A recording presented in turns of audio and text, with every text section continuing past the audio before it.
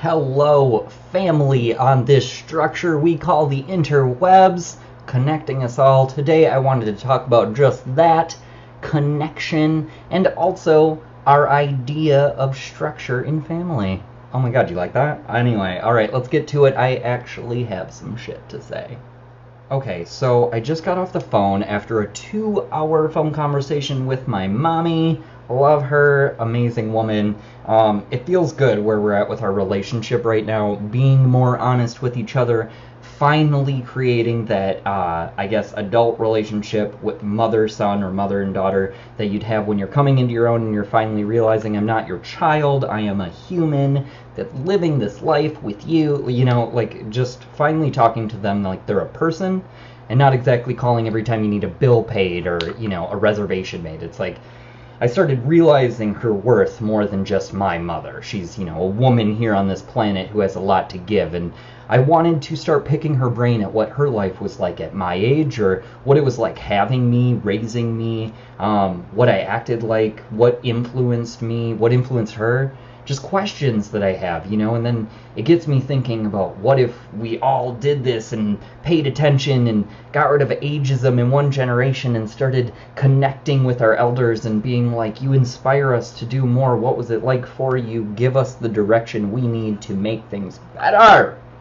But no, let's get caught up in our squabbles that we normally do. It's stupid. Anyway, after that phone conversation with my mom, it made me think a lot of things. First of all, for any of you following who've been here since the beginning, I have made a handful of videos. None of you actually probably remember, but I have made a handful of videos talking about, I've been going through the roughest patch of my life with family crises lately. We haven't been on speaking terms, and it's very weird when you're from a small family. There's just 3 of us in my unit. But when you're from a small family and you grow up really close and connected and you talk every day, and that is what becomes norm. When you don't talk in years, which ended up being our case, it's just you lose a piece of yourself. You really start questioning your identity. I mean, it makes you wonder, well, if these people aren't there for me throughout the thick and thin, who is? You question all of your relationships. I've lost all of my friendships in this last year and a half of this, I call it my journey, my waking up. It's not to say that when I was waking up I wrote everyone off, because trust me, I was reaching out and I was trying real damn hard to bring people with me. But when you go through this waking up process, you start to realize you can either hold on to your relationships and kind of tippy-toe your way through learning and waking up, or you can dive headfirst and hope these people cling to you for dear life. And that's what I did, because I wanted to commit to like really figuring out what the fuck was going on. I'm not gonna lie, I don't know if this is selfish and narcissistic of me, judge it as you will, but I'm number one in my life, and I'm gonna take care of myself more than I take care of anyone else. That old proverb, take care of yourself before you help others. Like if your plane's going down and the oxygen mask thing, you can't help other people if you're running out of oxygen. Get your own fucking mask on. I don't like helping people or giving advice when I'm not securing my own life. Like, if I'm not helping myself, it's a little hypocritical for me to give too much advice on you to how you can help your life when I'm just a bystander. I'm just sitting here observing. So it's easy for me to tell you what to do because I don't have to live the hard and the repercussion of that choice. So it's just, I feel like we've lost that quality. We have. Us as society, especially here in America, we're just this consumer-driven, yes ma'am, clapping to Miss Wendy all the time, no matter what she says. It's like we're in this sheep-herding mentality, and I feel like I've removed myself and I stepped away. And even though I lost family for, a couple years of my life, this chunk of time, now that we're gaining it back, I have grown so much. It's almost laughable. I am a different human being. My approach to how I deal with family members is completely different. It's really interesting. I can sense the shift in family dynamic where I am taking more of a role as I'm going to make decisions. My decisions are going to impact all of our lives, not just mine. And I think it's important because I think one thing that they don't teach in school, put it on the list of many that would be useful for life, is how to deal with leveling up. That's what I like to call aging, because this fucking world is ageist. But when you develop into the new you, when you grow and expand and become more evolved in your way of thinking, or just your way of living in general, when you're able to mature your mind, I feel like you have so much more to give. And I think a thing that's been important to me as of late is just showing people who are older than me genuine interest in their life. I just want them to know they're contributing more to me than the next fad or the next gimmick or the next thing I'm supposed to pay attention to across all boards. And none of this is making sense. This is a weird stream of consciousness, but this phone call with my mom really opened my eyes, and it was mainly in large about her life, how she's dealt with hardships, because there have been many for her. I truly respect this woman, but also the men she dated, and one being my father. And growing up,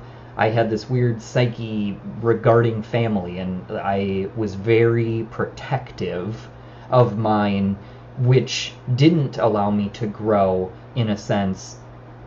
Think about how vulnerable I was. Think about the fact I was growing up without a father. It was just me, my mother, and my sister. And my sister's 14 years older than me, so she was out of the house by the time I was 4.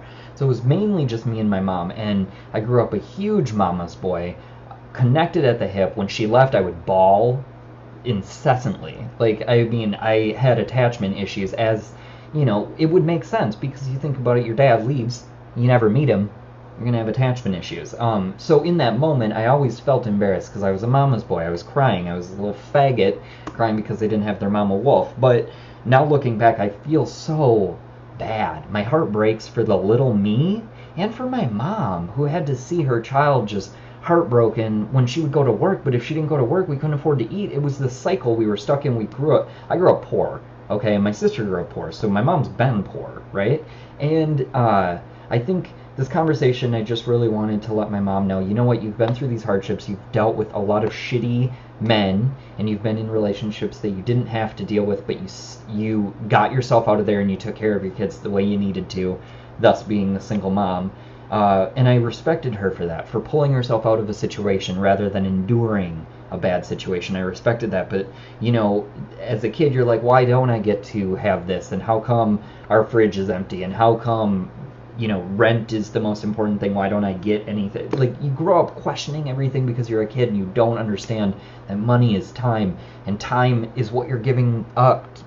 You know, your time to be with your family, you give up to go to a job so you can pay to have a roof, when really we could create societies where a roof over your head was guaranteed for everyone at no cost. These things aren't impossible. We just act like, because we've allowed government and authoritarianism to rule the land, that's how it has to be, and yet we see it destroy everybody's life that we know and love, because it keeps them in wage labor slaves positions. They're constantly going to their 9-to-5s, or sometimes more hours a week than that, just to, you know, live paycheck to paycheck. We see the middle class disappearing. And when people say that, they don't mean that it's like dividing in half and some are going up to wealthy and some are going down to poor. No, they mean it was capped, and the people who were comfortable are slowly being pushed down into poverty. Like, that's what that is talking about. The middle class going away. It's not like it was chopped in half. It's not like there's more rich people. It's not the case.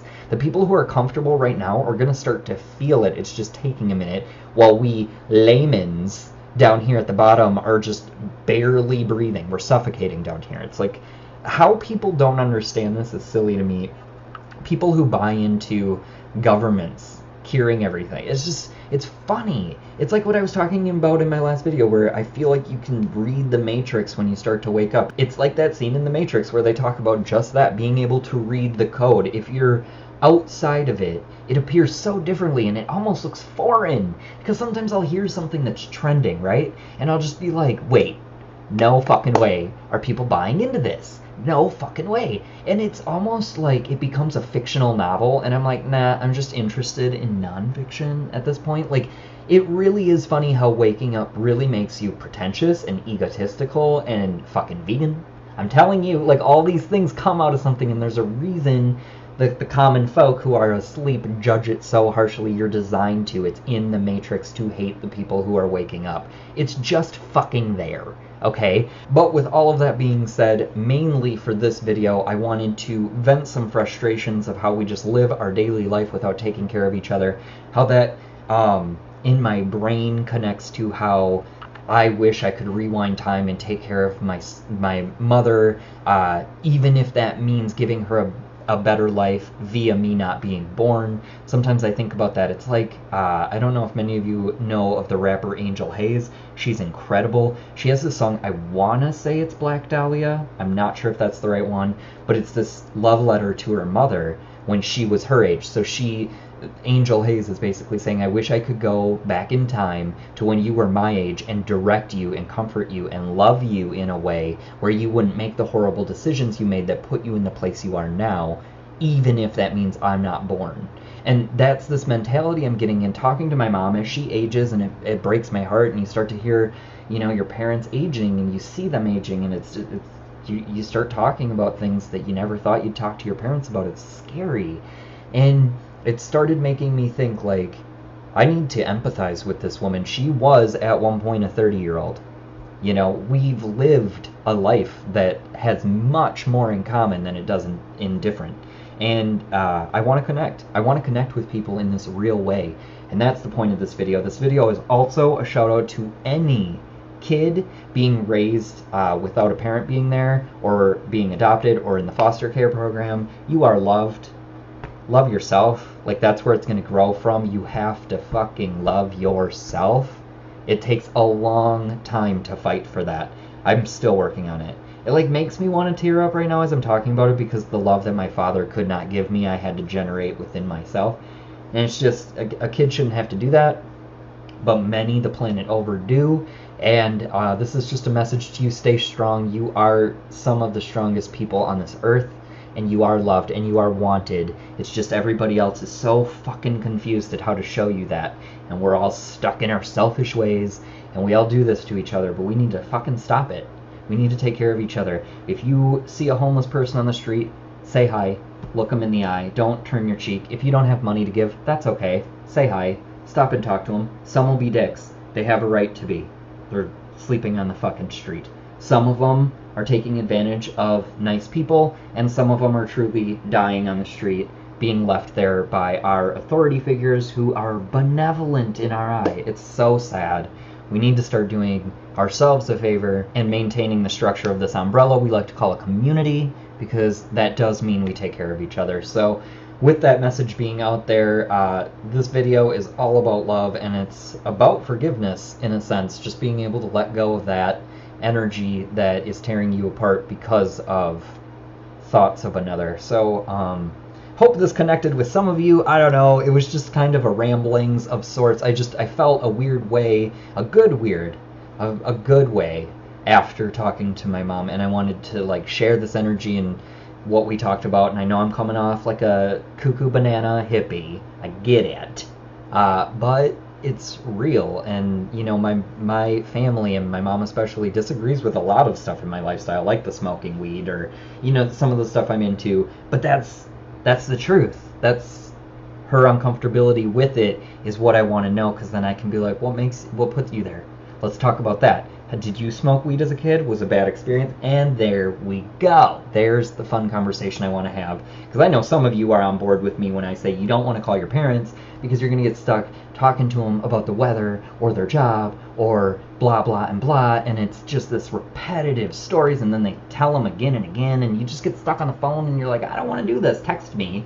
That's because we're not talking about anything real. That's my thought. Anyway, enough for today's ramblings. Take care of yourself.